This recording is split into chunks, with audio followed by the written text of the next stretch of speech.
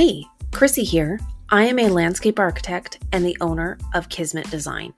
I am a very process-driven designer, and I love sharing what I do and how I do it with anyone who's interested.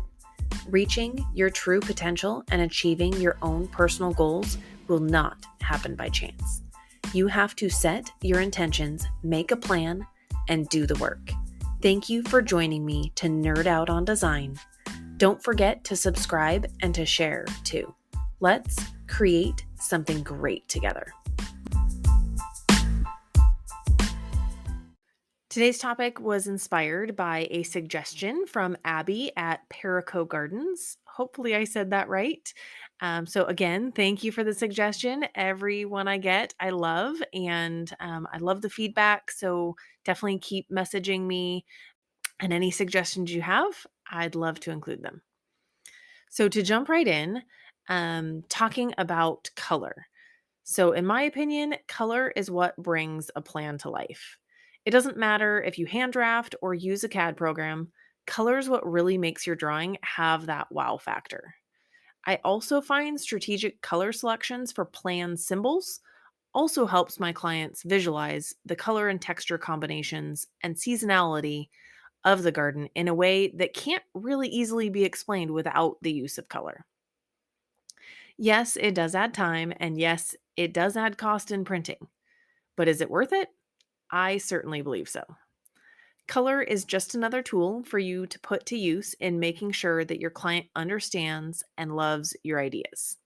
Seeing a bright pop of blue will help them easily distinguish where the pool and spa or water feature is without having to decipher anything else. So it's not just about plants. Color can be incorporated in a few different ways.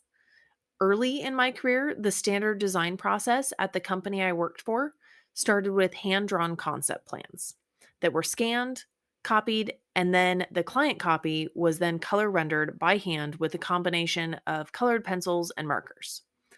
Once the revisions were decided on, the final plan was drafted into CAD, and again, once printed, the final client copy of the hardscape layout and planting plan were then color rendered by hand.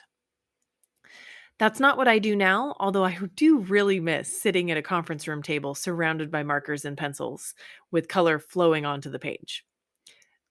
Later in my career, the process turned into all digital drafting, but the color rendering still being done by hand. The primary reason for that was because of cost of printing, which we'll jump into later.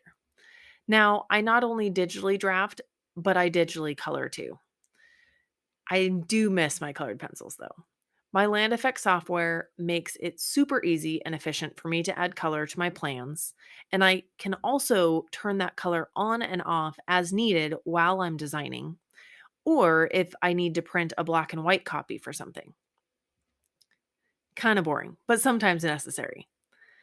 On occasion, I still do break out those markers and colored pencils, but I find it's more of a hobby task for me, like painting or quilting, than really a necessity.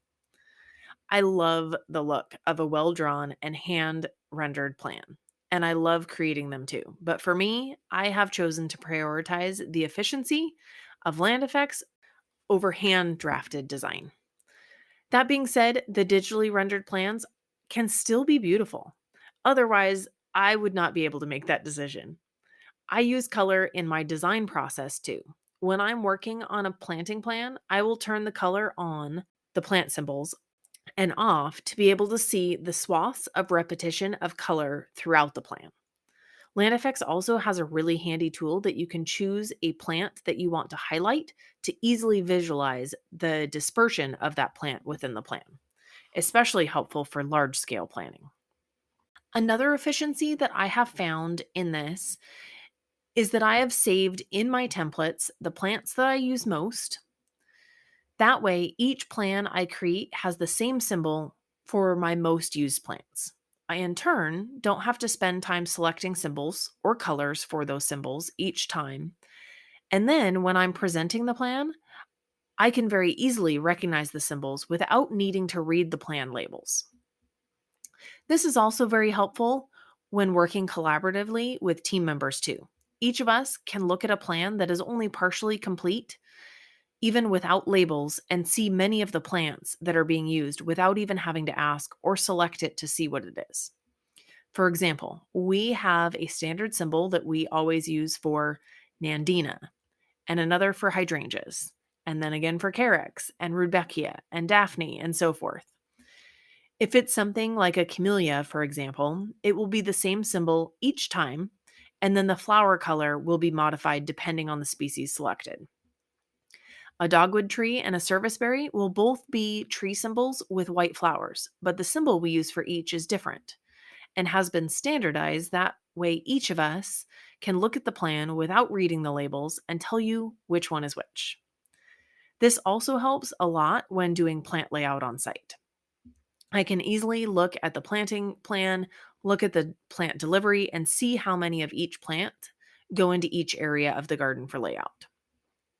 This speeds along the plant delivery unloading as well as layout. Especially on days like today where it is pouring down rain. I just did a plant delivery and layout yesterday, and I was soaked and covered in mud.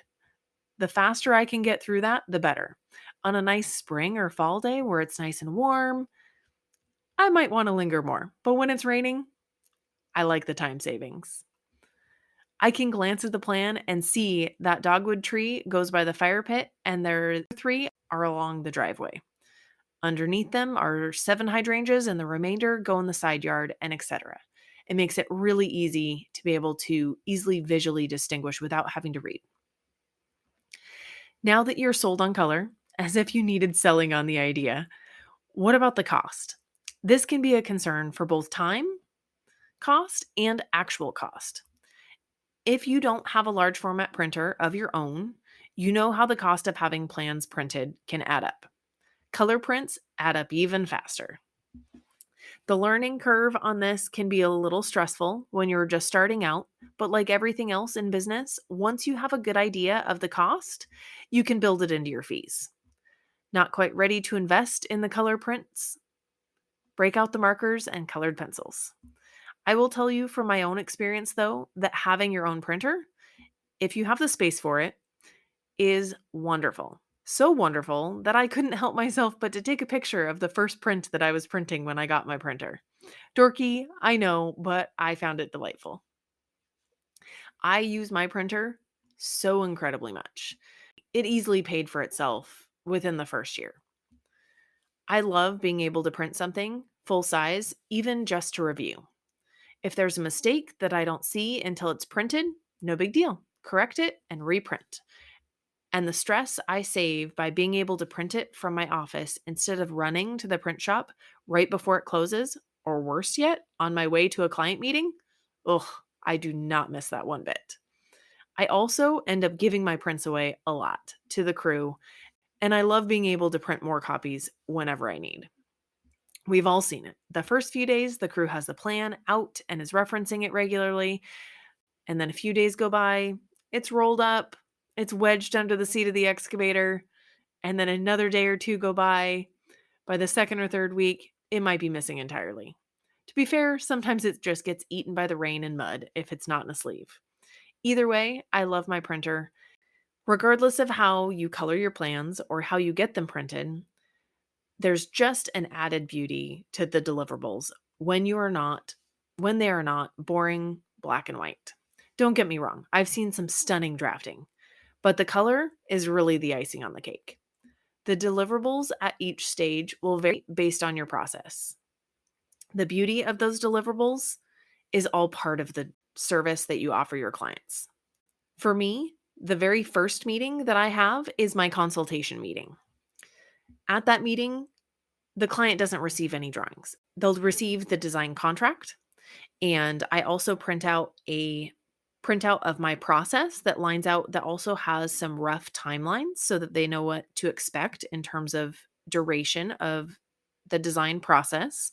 Once we get into construction, I have zero control, but at least for the design process, they've got an idea.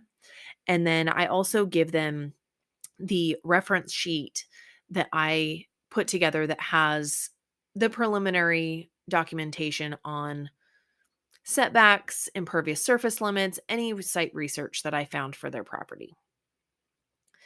Then once we get into the pretty deliverables, for the concept meeting, what the client receives is a full-size set, 24 by 36 of their design in color. And then I also print out 11 by 17s of the designs as well. The reason that I do this is because the 24 by 36 is sometimes really hard to carry around and look at the garden while you're holding it, where the 11 by 17s, granted, are harder to read, but they're easier to tote around. And so I always encourage all of my clients when they're reviewing concept designs and deciding which ideas from each they like to walk around the garden with those smaller sets to really be able to see where things would be and what things might look like. Once I get their feedback, the revision stage is all via email, so they don't get any printed plans. Although occasionally I do have clients that prefer to review the plans in print form, and so sometimes I'll drop a set in the mail or drop it off at their house. And then for the final meeting, with their final plan delivery, they get a hardscape layout, which still has a little bit of color. Typically, it's fairly minor. Usually, it's the pool has some color on it, or a water feature has some color. I'll have some color photos on there as well for material reference, and my logos in color. And that's about it. And then they get the planting plan, which is in full color and beautiful. And then I also do a photo packet that has a picture, a description, and some maintenance guidelines for each of the plants that I've selected on the planting plan. And again, at that stage, I also do full size set and 11 by 17 set. Each step in the design process, it is important that your client understands very clearly the ideas so that they can make the decisions needed to keep the project moving forward through design and also into construction. The more that you can do to help them visualize, the better. I find the two most useful ways I can do that is to include idea photos and to include color on the plan. Each design that you deliver is a work of art. And be sure not to forget that and to treat it that way. In turn, your client will too.